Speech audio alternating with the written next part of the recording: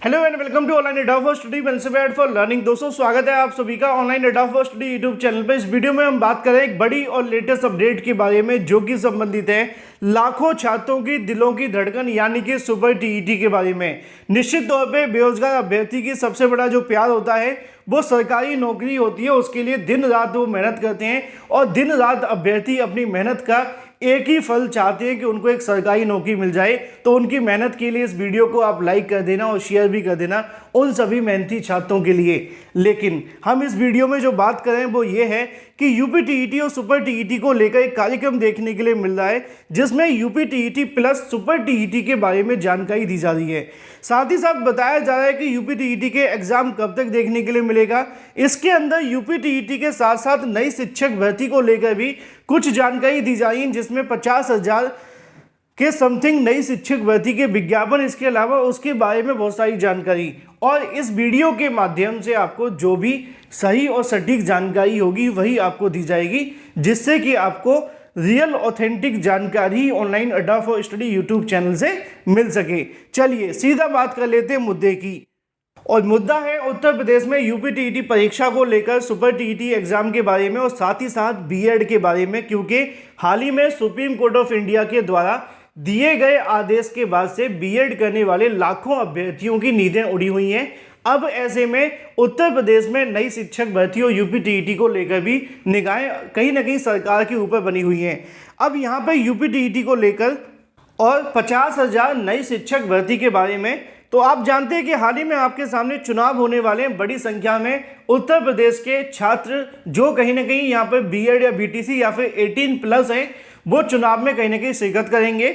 और ऐसे में इन सभी छात्रों के लिए चुनाव में क्या होने वाला है वो बहुत महत्वपूर्ण होता है।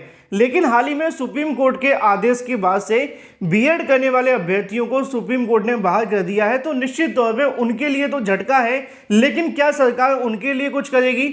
लेकिन उससे पहले मैं एक जानकारी आपको दिखा देता हूं जिसके बाद इन मुद्दों पर डिटेल में बात कर लेते हैं। पिछले कई दिनों से सोशल मीडिया के माध्यम से लगातार यूपी टीईटी इसके अलावा नई शिक्षक भर्ती को लेकर इस प्रकार के कार्यक्रम आप सभी को देखने के लिए मिल रहे हैं। और ये जो कार्यक्रम वायरल हो रहे हैं इसके बारे में कितनी सच्चाई है कितनी नहीं, इसको लेकर मैं डिटेल में बात करूंगा। पहले पढ़ लेते हैं। लिखा हुआ है कि यूपी टीईटी की जो परीक्षा संभावित है वो जनवरी या फरवरी के अंदर है, यानी कि आने वाली जनवरी या फरवरी के अंदर यूपी टीईटी की परीक्षा हो जाएगी, ऐसा उनका कहना है। दूसरे नंबर पे लिखा हुआ है कि उसके तुरंत बाद चुनाव के मद्देनजर 50,000 पदों पर होगी प्राइमरी शिक्षक भर्ती, यानी कि जैसे यूपी टीईटी होता है उसके बाद में 50,000 पदों पर नई शिक्षक भर्ती देखने के लिए मिलेगी।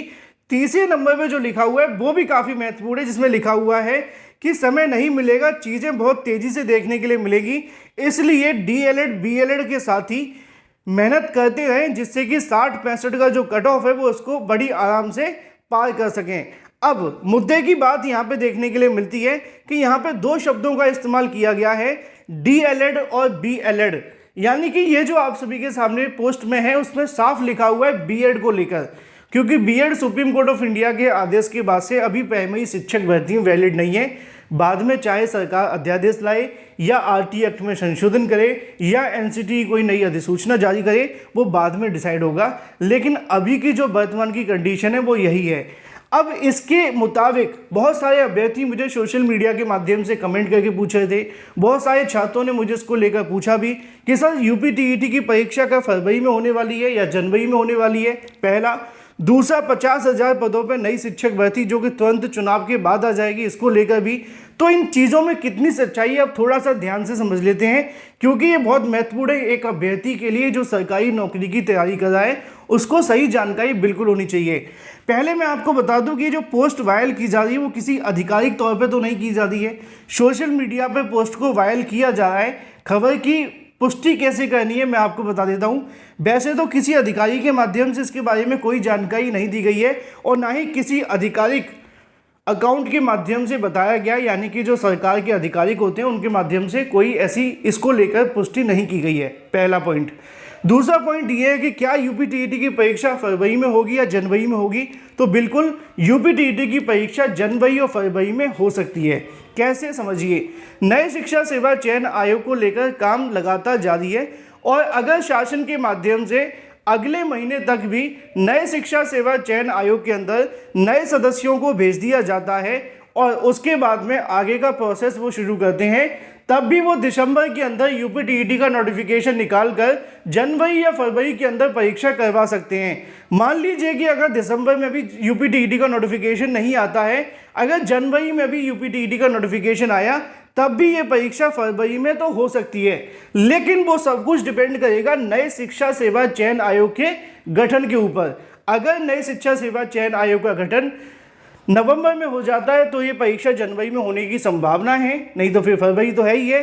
अगर दिसंबर में होता है तो फरवरी या उसके आगे तक यूपीटीईटी जा सकता है। सवाल तो आपका होगा कि यूपीटीईटी कराने की आवश्यकता नहीं है, लेकिन सरकार कराती है, उसको फ़ायदा मिलता है। क्यों कराती है वो आप जानते भी हैं।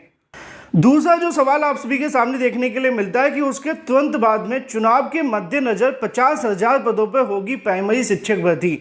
तो इसको लेकर जिन छात्रों के मन में इस बात को लेकर भ्रम है कि सरकार चुनाव के मद्देनज़र भर्ती निकाल देगी, तो 1% अब इसमें मुझे विश्वास नहीं होता। क्यों?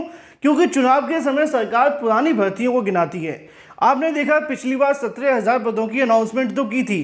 पहले मुझे भी लगता था कि चुनाव आने वाले हैं और चुनाव आते समय सरकार भर्ती के विज्ञापन निकालेगी, क्योंकि 2019 में 69,000 शिक्षक भर्ती, 68,500 शिक्षक भर्ती भी चुनाव से पहले निकाली गई थी। लेकिन अब चूंकि हाल ही में जब लोकसभा विधानसभा चुनाव देखने के लिए मिले थे, यानी कि मुख्यमंत्री के चुनाव हुए थे सीएम योगी के लिए, उस समय उन्होंने 70,000 की अनाउंसमेंट तो की, लेकिन भर्ती के नाम पे छात्रों को गोल गोल घुमा दिया। फिर बात आती है कि उत्तर प्रदेश के अंदर चुनाव तो चले गए, लेकिन लोकसभा चुनाव फिर से आने वाले हैं अगले साल, और फिर से छात्रों में उम्मीद जगी हुई है कि भाई एक बार फिर से नई प्राइमरी शिक्षक भर्ती का विज्ञापन निकाला जा सकता है।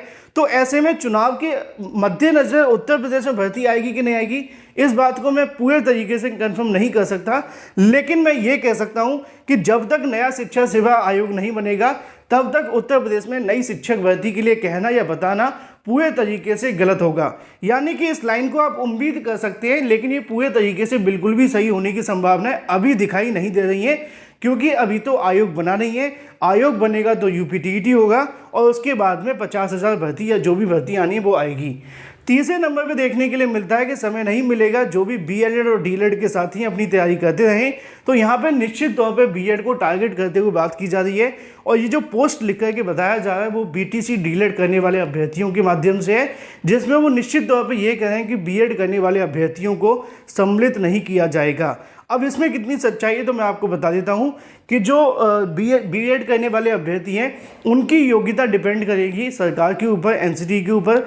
अगर वो संशोधन नहीं करते हैं तो आने वाली भर्तियों में बीएड करने वाले अभ्यर्थियों को बाहर बैठना पड़ेगा।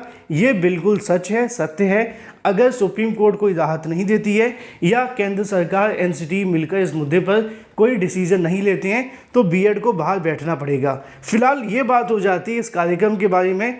जो भी ये कार्यक्रम देखने के लिए मिल रहा है ये पूरे तरीके से मनगढ़ंत बनाकर दिया जा रहा है, लेकिन अगर सरकार चाहे तो इस कार्यक्रम के आधार पर भर्ती निकाल सकती है, जो कि नए शिक्षा सेवा चयन आयोग के बाद ही संभव होगा। और अभी आयोग बना नहीं है, तो उससे पहले इस भर्ती को लेकर बात करना या भर्ती के बारे में कहना पूरे तरीके से मनगढ़ंत होगा। Thank you for watching this video.